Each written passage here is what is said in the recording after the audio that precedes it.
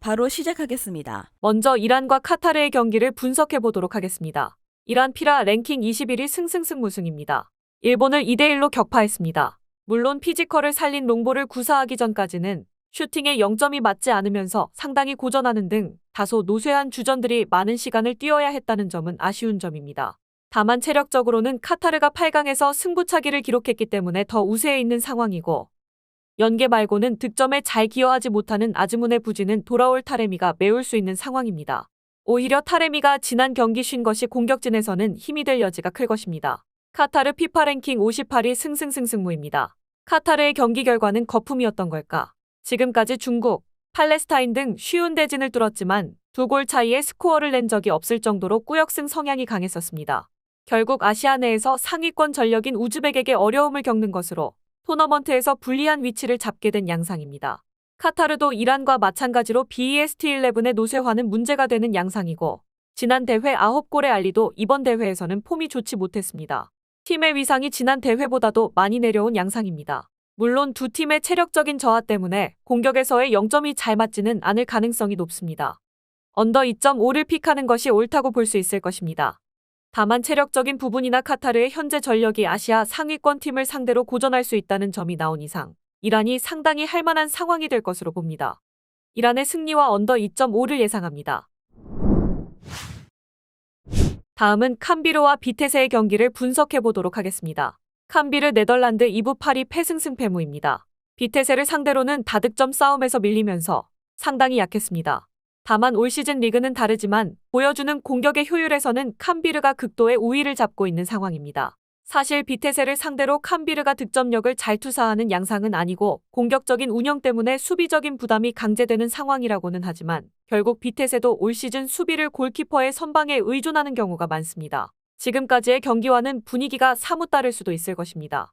비테세 네덜란드 1부 18위 무승패패패입니다. 올 시즌 박스 안에서 기록하는 슈팅의 양은 리그 안에서 비중가 가장 높습니다. 하지만 사실상 뻥스탯이라고 볼 수 있는 것이 정작 기대 득점은 리그 하위권 수준이기 때문입니다. 캄비르에게는 실점률 통제가 되는 편이라고는 하지만 비테세가 실점에서 자유로운 팀이라고 보기는 어렵고, 오히려 앞서 언급한 대로 GK의 선방에 많은 비중을 할애하는 등 수비진도 팀 밸런스에 도움이 되는 상태라고 보기는 어려 보이는 모습입니다. 공격에서의 효율에서 보여주는 면모가 상당히 다른 상태입니다. 캄비르가 공격적인 움직임 때문에 수비적으로는 안정감이 떨어지는 편이나 그만큼 이를 상쇄하는 화력이 매우 좋습니다. 비테세의 박스 안 슈팅 비중도 득점력이나 기대 득점을 생각하면 사실상 뻥튀기 되었다는 평이 다수입니다. 캄비르의 승리를 예상합니다. 다음은 페에노르트와 알크마르의 경기를 분석해 보도록 하겠습니다. 페에노르트 네덜란드 1부 2위 무승승무승입니다. 알크마르를 상대로는 전적이 아주 좋습니다. 중앙에서의 점유라는 면모에서 페에노르트가 앞서고 있는 것이 원인입니다. 드리블 이외의 선택지를 공격에서 줄어버리는 것으로 알크마르의 공을 측면으로 흐르게 하면서 기대 득점을 줄일 것입니다. 지난 경기에서도 점유는 알크마르에게 내주었지만 공격 효율에서는 알크마르의 기대 득점을 0대로 줄이는 등 상성에서 앞서는 것을 잘 이용하는 모습입니다. 알크마르 네덜란드 1부 4위 패무무무패입니다. 직전 경기가 페에노르트와의 매치였고 0대1로 졌습니다. 결국 아약스와 승점이 동률이 된 상황입니다. 그나마 체급 차이가 나는 팀을 상대로는 화력을 투사하면서 중앙에서의 힘을 발휘하는 편이기는 한데, 문제는 트벤테, 페에노르트 같은 중앙이 견고하고 장악력이 뛰어난 팀을 상대로는 상당히 부진하다는 점입니다. 사실 체급이 낮은 팀을 상대로도 실점률 커버가 안 되면서 약점을 노출하는 것도 알크마르의 하향세에 일조하는 중입니다. 적어도 중앙에서의 점유와 힘에서 알크마르의 공격 효율을 상당히 낮추는 면모는 있었고, 지난 경기에서도 점유만 알크마르가 높았지 공격에서의 효율은 페에노르트가 더 앞섰습니다. 알크마르가 체급이 비슷한 팀을 상대로는 좀처럼 득점포를 가동하지 못하고 있는데, 최근에는 화력이 나오는 경기에서도 수비가 부진한 낌새가 큽니다. 페에노르트가 상성에서 앞선다고 보는 편이 나을 것으로 봅니다. 다음은 노팅엄과 브리스톨의 경기를 분석해 보도록 하겠습니다. 노팅엄 잉글랜드 1부 16위 승패무패무입니다. 냉정하게 노팅엄이 브리스톨을 아주 잘 공략할 것 같지는 않습니다. 상대가 이미 웨스트햄이나 와포드를 상대로도 수비적인 강점을 보여준 편이기도 하고, 노팅엄의 누누 감독이 중원을 창의적으로 쓰는 능력도 상당히 부족한 편입니다. 결국 노팅엄이 탑독 양상에서는 잘 못한다는 것입니다. 1차전에서 모건 깁스 화이트가 없었다는 것이 무승부의 이유가 될 수도 있지만 모건 깁스 화이트도 조율 능력이 지공 상황에서 아주 좋은 선수는 아닙니다. 브리스톨 잉글랜드 2부 14위 승무무 무패입니다. 트와이니 사이크스에 이어서 이탈하면서 브리스톨의 득점력은 사실상 전멸이라고 해도 과언은 아닌 상황입니다. 다만 앞서 언급한 와포드와 웨스트햄을 상대로도 무승부 이상의 결과를 가져온 수비력은 무시하기 어려울 것입니다. 노팅엄의 공세를 어느 정도 제어하는 모습을 보여줄 수는 있을 것으로 보고 경기를 승부차기나 연장으로 몰고 가는 것으로 가닥을 잡고 나올 가능성도 있습니다. 사실 노팅엄이 아주 우위라고 보기는 어려운 것이 노팅엄이 주도권을 잡은 탑독 운영은 잘 못하는 편이고 웨스트햄과 와포드를 상대로 보여준 브리스톨의 수비력도 아주 무시하기 어려운 요소이기 때문입니다. 연장이나 승부차기를 브리스톨이 노려버리면 노팅엄도 뾰족한 수를 내지 못할 가능성도 있습니다. 무승부도 가능한 옵션일 것입니다. 언더 2.5가 1순위일 것으로 예상합니다. 다음은 아스톤 빌라와 첼시의 경기를 분석해 보도록 하겠습니다. 아스톤 빌라 잉글랜드 1부 4위 승무무패승입니다. 지난 경기 결과와 내용 모두 좋았습니다. 상대가 셰필드였다는 점을 감안해야 하나 와킨스와 베일리 등 골을 넣어주어야 할 선수들이 모두 터져주었다는 점이 매우 긍정적이었을 것입니다.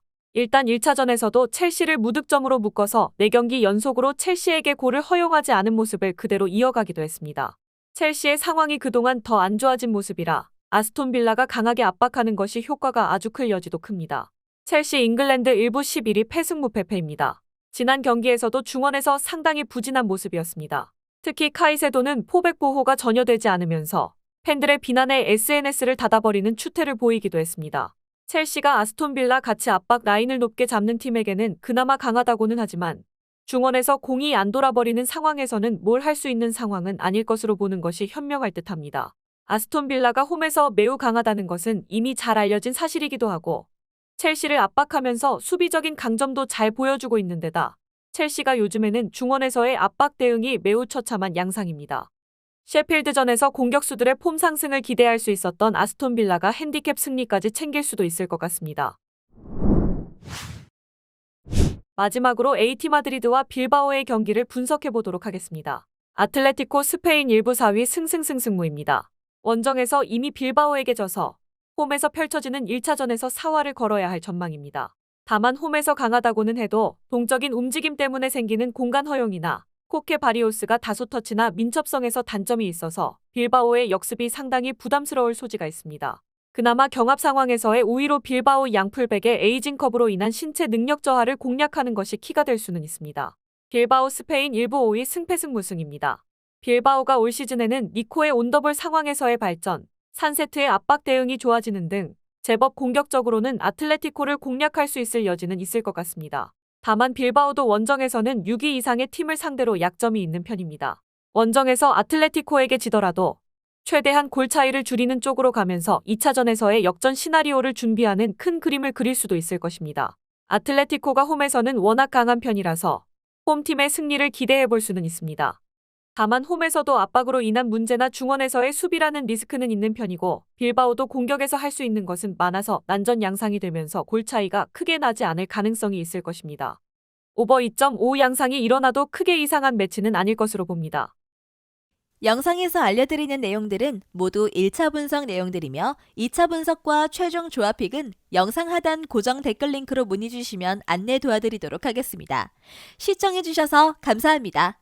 아직도 혼자 분석하고 계신가요? 이슬TV 스포츠 정보방에서는 실시간 스포츠 커넥션을 통한 소통하는 관리 시스템으로 확실한 수익을 전해드리고 있습니다.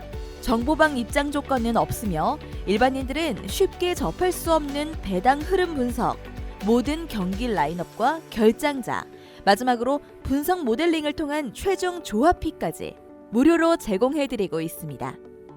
물론 마음에 안 들면 둘러보시고 나가셔도 됩니다. 혼자 하면 단기간으로 수익을 볼 수도 있겠지만 함께 하면 장기간으로 꾸준한 수익이 가능합니다. 정보방 무료 참여하시고 꾸준한 수익을 원하시는 분들은 영상 고정 댓글 링크로 문의 주시면 안내 도와드리겠습니다. 늦지 않았습니다. 함께 합시다.